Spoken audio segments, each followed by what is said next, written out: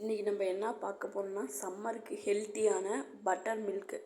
இப்போ வந்து பழைய சாதம் நைட்டு ஊற வச்சது கொஞ்சமாக பழைய சாதம் போட்டு நிறையா தயிர் ஊற்றணும். நிறையா தயிர் ஊற்றி கொஞ்சமாக கல்லுப்பு தயிர் ஊற்றி கொஞ்சமாக கல்லுப்பு போட்டு நல்லா மிக்சியில் போட்டு நல்லா அரைச்சிட்டோம்னா அப்புறம் மீதி இருக்கிற அந்த பழைய தண்ணியிலையே நல்லா ஊற்றிட்டு எல்லாம் நல்லா ஆற்றி குழந்தைங்களுக்கு கொடுத்தோன்னா குழந்தைங்க எல்லாம் விரும்பி குடிப்பாங்க.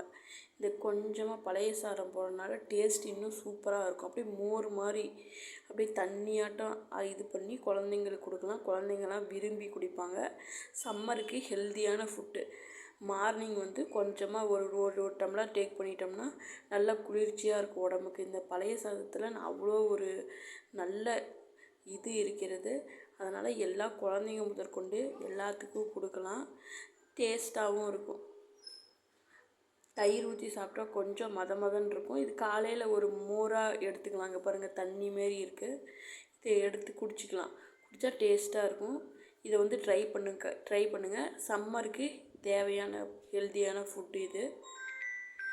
Thank you so much. Subscribe my channel. கொஞ்சோண்டு மல்லி இலையும் தூவிக்கலாம். டேஸ்ட்டாக இருக்கும்.